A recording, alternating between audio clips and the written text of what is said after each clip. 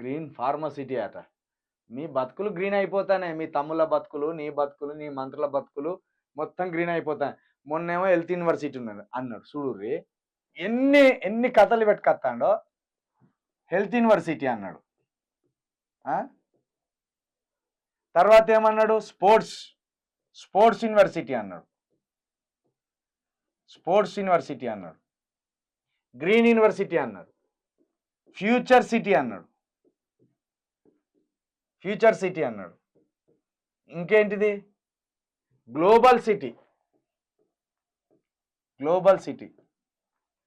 పేర్లు మారుతానే తప్పించి గవే సభలకు పోయి గవే ముచ్చలు పెడతాను. ఇప్పుడు ఏమంటాడు?